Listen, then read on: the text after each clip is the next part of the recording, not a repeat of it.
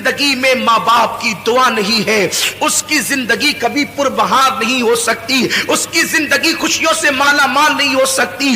آج انسان سب کی دعا لینا چاہتا ہے، ماں باپ کی دعا نہیں لینا چاہتا، مگر یاد رکھیں آپ کے لیے کوئی بھی بڑے سے بڑا پیر، بڑے سے بڑا عالم، بڑے سے بڑا مفتی، بڑے سے بڑا خطیب، بڑے سے بڑا ادیب اگر آپ کے لیے دعا کر دے، اللہ چاہے تو دعا قبول کرے، اللہ چاہے تو رد کر دے۔ وہ قادر و قیوم بے نیاز ہے، وہ چاہے جس کی دعا رد کر سکتا ہے، اس کے لیے اس کو کوئی پوچھ نہیں سکتا، اس پہ کوئی فرض واجب نہیں ہے۔ وہ کرم، وہ قبول کرے تو کرم ہے، رد کر دے تو اس کا عدل ہے۔ اللہ چاہے جس کی دعا رد کر دے، لیکن سنو سب کی دعا رد ہو سکتی ہے، کسی کی دعا کی قبولیت کی گارنٹی نہیں ہے سوائے ایک دعا کے۔ میرے کریم آقا فرماتے ہیں کہ جب ماں باپ اپنی اولاد کے لیے دعا کرتے ہیں تو اللہ ان کی دعا رد نہیں کرتا بلکہ قبول کر لیتا ہے۔ حضور فرماتے ہیں دعا والدہی لے ولدی کا دعائی لکم،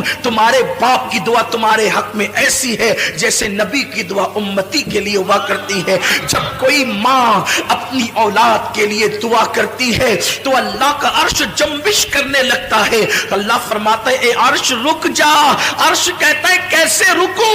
آج ایک ماں اپنی اولاد کے لیے دعا کر رہی ہے، جب تک تو اس کی دعا قبول نہ کرے گا میں ہلنا بند نہیں کروں گا۔ قدرت کی طرف سے جواب آتا ہے تو نے ہلنا بعد میں شروع کیا، ہم نے تو اس سے پہلے اس کی دعا کو قبول فرما لی۔ آج ہم یہ سمجھتے ہیں ہم 5 وقت کے نمازی ہیں، نیک ہو گئے بہت، ماں نماز نہیں پڑھتی اس کی دعا میں کیا اثر ہو گیا؟ ماں اگر نماز نہیں پڑھتی تو بھی اس کی دعا کی قبولیت ہے، کیونکہ ماں کا مرتبہ نمازی ہونے کی وجہ سے نہیں ہے، ماں کا مرتبہ نیک ہونے کی وجہ سے نہیں ہے، بلکہ ماں کا مرتبہ ماں ہونے کی وجہ سے ہے۔ ایک صحابیہ بارگاہ رسالت میں آ کے کہتی ہے آقا میری ماں شراب پیتی ہے۔ صحابیہ کہہ رہی میری ماں شراب پیتی ہے، کیا میں اپنی ماں کی خدمت کروں؟ حضور فرماتے ہیں ہاں خدمت کر۔ عرض کی حضور وہ شراب پینے کے لیے میخانے میں جاتی ہے، حضور فرماتے ہیں محبت سے سمجھا، اور اگر نہ مانے جب وہ شراب پی کے بے ہوش ہو جائے تو ادب سے اس کو اٹھا کر لا اور اس کے بستر پہ لٹا دے۔ یہ اسلام کی تعلیم ہے، لیکن آج ماں باپ کے ساتھ اس نے سلوک نہیں ہے۔ ماں باپ کو گھر کا کچرا سمجھا جاتا ہے، ماں باپ کو ذلیل و رسوا کیا جاتا ہے۔ یاد رکھنا ہمیشہ جوان نہیں رہو گے، جس دن تمہاری جوانی ڈلے گی تم بھی باپ بنو گے، خواتین بھی ماں بنے گی۔ تم نے اپنی اولاد کے ساتھ جیسا سلوک کیا تمہاری اولاد اس سے بدتر تمہارے ساتھ سلوک کرے گی۔ تم اپنے ماں باپ کے ساتھ جیسا سلوک کرو گے اگر ان کو ستایا اس سے زیادہ تم ستائے جاؤ گے، اور تم نے ان کی خدمت کی تو اس سے زیادہ تمہاری اولاد تمہاری خدمت کرے گی۔ یہ بڑے عظیم لوگ ہیں۔ ماں باپ کا جھری پڑا ہوا چہرہ دیکھنا وہ ثواب کا درجہ ہے کہ کسی خوبصورت کو دیکھنے پر بھی وہ ثواب نہیں ملتا جو ماں باپ کے جھری پڑے ہوئے چہرے کو دیکھ کے ثواب ملتا ہے۔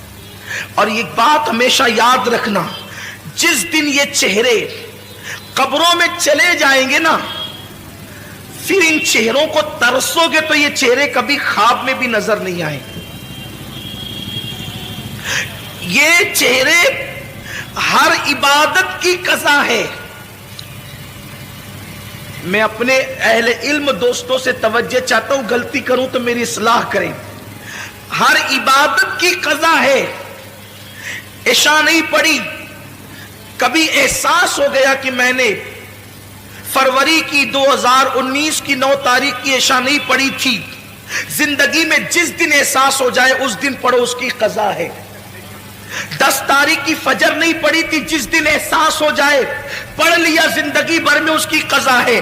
ہر عبادت کی قضا ہے۔ ماں باپ کا چہرہ دیکھنا وہ عبادت ہے، اس کی کبھی قضا نہیں ہو سکتی، اس کی کبھی قضا نہیں ہو سکتی۔ اور زندگی میں جس دن ماں باپ نہیں ہوں گے اس دن آپ کو اپنے ماں باپ یاد آئیں گے۔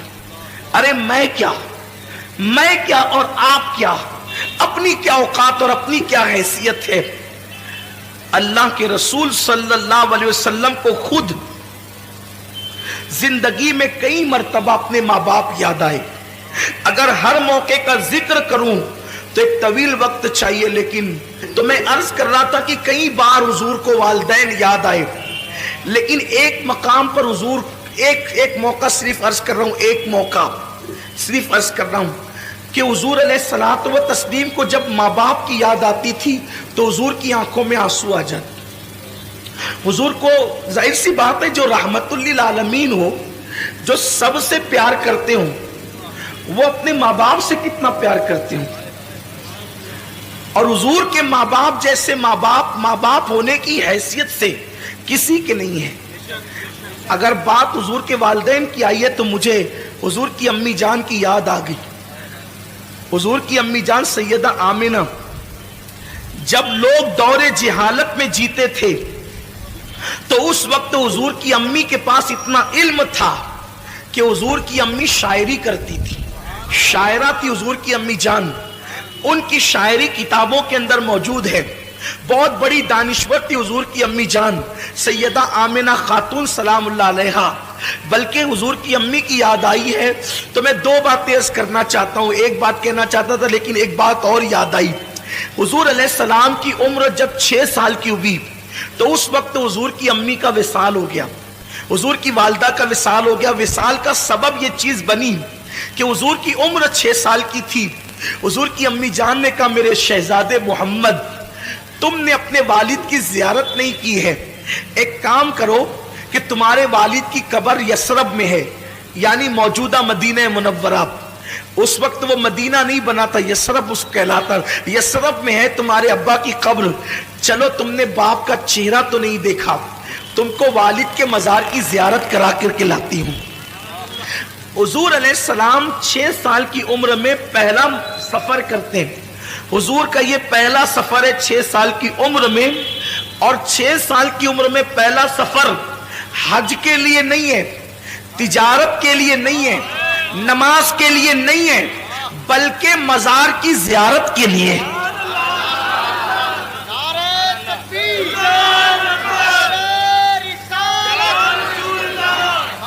بڑی معذرت کے ساتھ جو دوست قبروں کے مخالف ہیں، مزارات کی زیارت کے مخالف ہیں، میں ان کو کہنا چاہتا ہوں کہ حضور نے تو زندگی کا پہلا سفر مزار مقدس کی زیارت کے لیے کیا، اور وہ بھی اپنے والد کے مزار کی زیارت کے لیے. 6 سال کی عمر میں حضور اپنی امی سے کہتے ہیں امی ٹھیک ہے. دراصل بات یہ تھی کہ حضور اپنی ماں کے پیٹ میں تھے اور صرف 2 مہینے یا 3 مہینے یا 4 مہینے کے اندر حمل کی شکل میں تھے. حضور کے والد کا وصال ہو گیا. وہ تجارت کے لیے گئے تھے، ملک شام سے واپس لوٹ رہے تھے جسے ہم مدینہ منورہ کہتے ہیں. اب جب وہاں پہنچے تو ان کی ننیال میں رکے، بیمار ہوئے اور وہیں پر آپ کا وصال ہو گیا. تو حضور کی امی نے کہا تھا بیٹا چلو میں تمہیں اب تمہارے والد کی مزار کی زیارت کرا دوں. جناب عبد المطلب سے اجازت لی اور اجازت لے کر کے 3 نفری قافلہ حضرت سیدہ آمنہ اور ان کی کنیز ام ایمن اور حضور علیہ السلام، یہ تینوں چل پڑے مدینہ شریف کی طرف. اب میں اس کو یثرب نہیں کہوں گا کیونکہ ہمارے یہاں یثرب کہنا بے ادبی ہے، لیکن اب آپ سمجھ لیں کہ وہ یثرب پرانا نام ہے اور ابھی وہ مدینہ نہیں بنا تھا، لیکن پھر بھی میں مدینہ منورہ کہوں گا. تو سرکار چلے. 1 مہینے تک حضور نے اپنی امی کے ساتھ وہاں قیام کیا بچپنے میں 6 سال کی عمر میں، اور قبر والد کی قبر پہ جاتے امی کے ساتھ. جب رخصتی کا وقت آیا کہ اب جانا ہے مکہ المکرمہ تو حضور کی امی کبھی اپنے شوہر کی قبر کو دیکھتی ہے اور کبھی حضور کے چہرے کو دیکھتی ہے. اور شوہر کا صدمہ، حضور کی امی جان کی عمر ابھی 18-19 سال ہی تھی کہ وہ بیوہ ہو گئی. 18-19 سال کی عمر میں بیوگی آخر کیا چیز ہوتی ہے؟ سوچیں نا ذرا. اگر کوئی عورت 19 سال کی عمر میں یتیم ہو جائے تو اس کو اتنا صدمہ نہیں ہوتا جتنا اس کو بیوہ ہونے کا صدمہ ہو. حضور کی امی بیوہ ہوئی ہے اتنی چھوٹی سی عمر میں، اور حضور کے والد کا وصال اتنی چھوٹی عمر میں ہوا ہے کہ ان کو ابھی داڑھی کے بال بھی نہیں نکلے تھے، بال نکلنا شروع ہوئے تھے اور ان کا وصال ہو گیا. یعنی زندگی کی مکمل بہاریں بھی نہیں دیکھی ہے اور وصال ہو گیا تو کبھی شوہر کی قبر دیکھتی ہے، کبھی بیٹے کا معصوم سا چہرہ دیکھتی ہے. اور 6 سال کی عمر میں میرے نبی کتنے خوبصورت لگتے ہوں گے. جس کے گالوں کی قسم قرآن یاد کرے والضحیٰ کہہ کر، جس کے زلفوں کی قسم یاد کرے قرآن واللیل کہہ کر، جس کی ماں کو قرآن گویا کے مطلع الفجر حق کہے. آخر اس رسول اعظم جب بچے لڑکپن کی طرف جاتے ہیں تو بڑے خوبصورت لگتے ہیں، جب جوانی کی طرف جاتے ہیں تو بڑے حسین لگتے ہیں. عام بچے بھی خوبصورت لگتے ہیں، تو جس کی صورت خدا بھاتی ہو اس کے شباب کا عالم کیا ہوگا. گود میں عالم شباب، حال شباب کچھ نہ پوچھ. تو کبھی بیٹے کا چہرہ دیکھتی ہے، کبھی شوہر کی قبر دیکھتی اور اشعار پڑھتی ہے شوہر کی یاد میں، اور بیٹے کا ہاتھ پکڑ کر کے پھر آخری بار قبر دیکھ کر کے نکلتی ہے.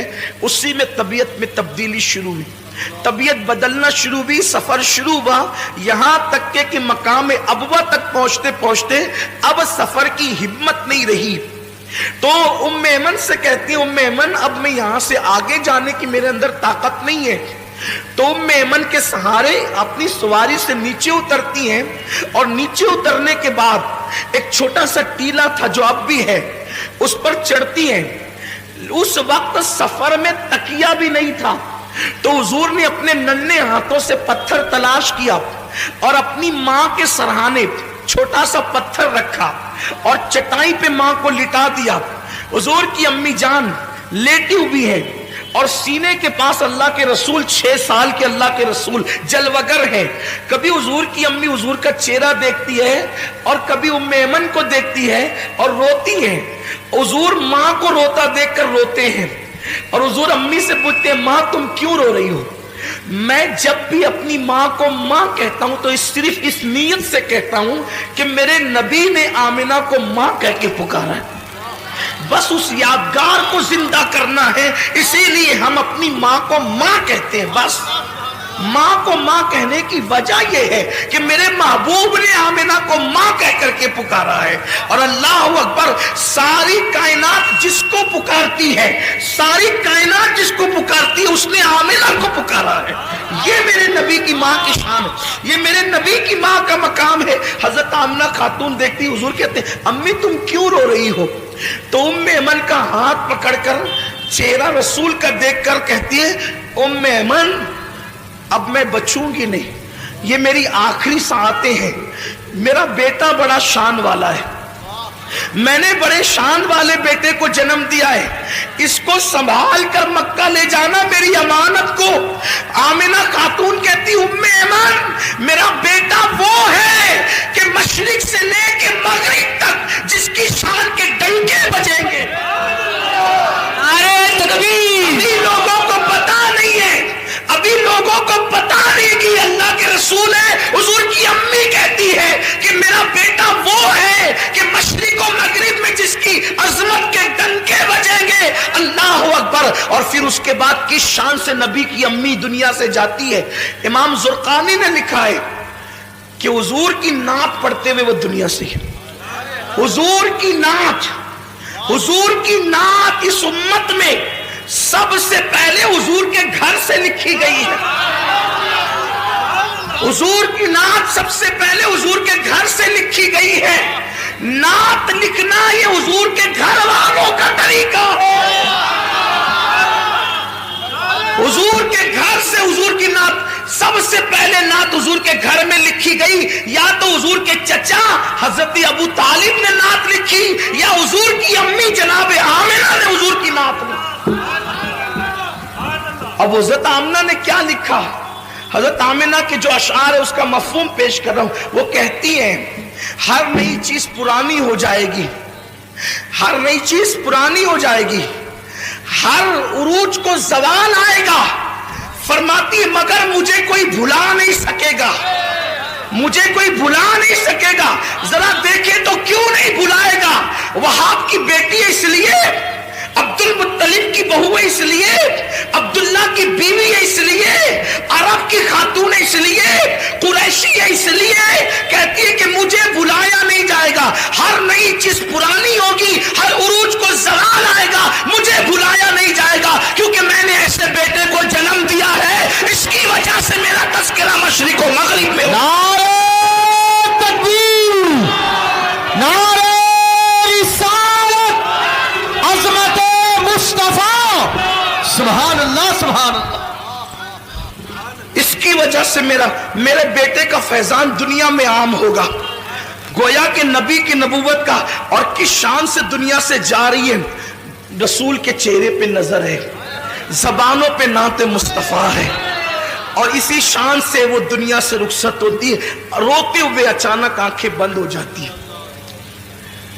جب ماں کی آواز بند ہو گئی اور آنکھیں بند ہو گئی، حضور اپنی ماں کو ہلا کے، امی تم بولتی کیوں نہیں؟ ایک 6 سال کے پیغمبر کے جذبات تھے، معصوم جذبات، امی تم بولتی کیوں نہیں؟ ام ایمن نے حضور کو پکڑ کے سینے سے لگایا، کہا شہزادے جو دنیا سے چلے جاتے ہیں وہ بولا نہیں کرتے، جو دنیا سے چلے جاتے ہیں وہ میرا ایمان ہے۔ خیر سے ام ایمن نے حضور کو منع کر دیا۔ اللہ کی اس میں ہزارہ حکمتیں تھی، اگر حضور دوسری مرتبہ بول دیتے نا کہ امی تم بولتی کیوں نہیں، تو تاریخ گواہ ہو جاتی کہ حضور کی ماں بول پڑتی۔ جس کے اشارے سے سنگ ریزے بولتے ہیں، جس کے اشارے سے پاگل اونٹ بولتے ہیں، جس سے ہرنی باتیں کرتی ہے، ام ایمن نے کہہ دیا شہزادے جو دنیا سے چلے جاتے ہیں وہ بولا نہیں کرتے، بلکہ ان کو پھر قبر میں دفن کر دیا جاتا ہے۔ تو ماں کو قبر میں رکھنا ہے۔ میں اپنے الفاظ کے جامع میں تاریخی حوالے پڑھ رہا ہوں کہ ماں کو قبر میں رکھنا ہے، تو حضور نے ننھا سا پتھر اپنے ہاتھ میں لیا، ننھے سے گورے گورے خوبصورت ہاتھوں میں، اور اس ٹیلے کو ام ایمن کے ساتھ کھودنا شروع کیا۔ داؤد علیہ السلام کے ہاتھوں پر اللہ نے لوہے کو نرم کر دیا، اور حضور کے ہاتھوں پر وہ ٹیلا نرم ہو گیا۔ ام ایمن کے ساتھ مل کر اللہ کے رسول نے ماں کی قبر کھودی۔ شاید یہ پہلی اور آخری قبر تھی جس کو رسول اللہ نے اپنے ہاتھوں سے کھودی تھی، اور کھود کر کے پھر ماں کو لٹا دیا اور مٹی برابر کر دی۔ ام ایمن حضور کو دیکھتی ہے اور کہتی ہے چلو مکے چلنا ہے۔ حضور بڑی معصومیت سے پوچھتے ہیں ام ایمن میری امی، ام ایمن میری امی۔ ام ایمن نے کہا شہزادے مقام ابوا میں قیامت تک تیری ماں کو ہم چھوڑ جاتے۔ جیسے ہاتھ پکڑا اور نیچے اتری، حضور نے ہاتھ چھڑا دیا۔ ام ایمن کہتی حضور نے ہاتھ چھڑا دیا اور دوڑتے ہوئے کہیں چلے گئے۔ میں ڈھونڈنے لگی، کہیں نہیں ملے۔ جب مجھے کہیں نہیں ملے پہ پریشان ہو گئی، آمنہ کی امانت کہاں چلی گئی، آمنہ کی امانت کہاں چلی گئی۔ جب میں ڈھونڈ چکی کہیں نہیں ملے تو میں ٹیلے پہ چڑھی تو کیا دیکھا کہ حضور ماں کی قبر سے لپٹ کر رو رہے ہیں، ماں کی قبر سے لپٹ کر رو رہے ہیں۔ اور میں نے یہ جملے سنے کہ امی تمہیں تو معلوم تھا نا کہ سب کا کوئی نہ کوئی ہے، میرا تو تمہارے سوا اور کون ہے، تم بھی مجھے چھوڑ کر کے چلی، باپ تو پہلے ہی چلے گئے تھے، تم بھی چھوڑ کر راستے میں چلی۔ رو رہے تھے حضور علیہ السلام۔ ام ایمن کہتی میں نے اٹھایا اور کہا کہ چلیے چلیے، یہاں تک کہ حضور کو میں لے کر چلی۔ حضور پلٹ پلٹ کر روتے تھے اور ماں کی قبر کی طرف دیکھ۔ یہ ماں ہے۔ آج جن ماؤں کی قدر آپ کے ہمارے پاس نہیں ہے، ماں ہے۔ پتہ نہیں ام ایمن نے کس طریقے سے حضور کے آنسوؤں کو خشک کیا، چپ کرایا، کیسے تسلی دی، کیسے حوصلہ دیا، کیسے ہمت دی۔ یہ ام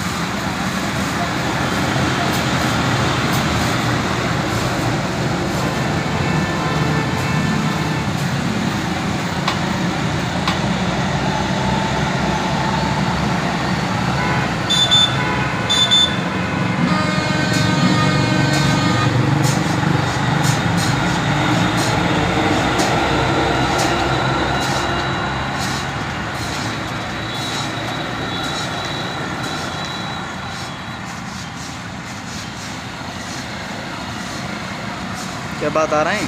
کیا بات آ رہے ہیں؟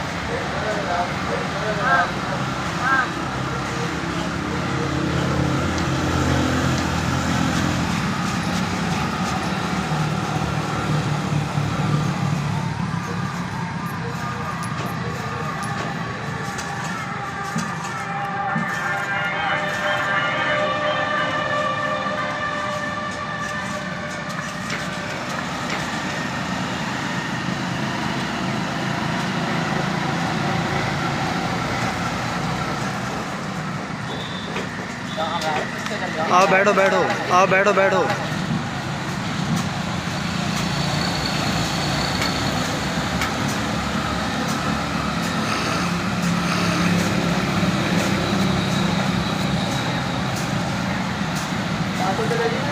چلے گی نا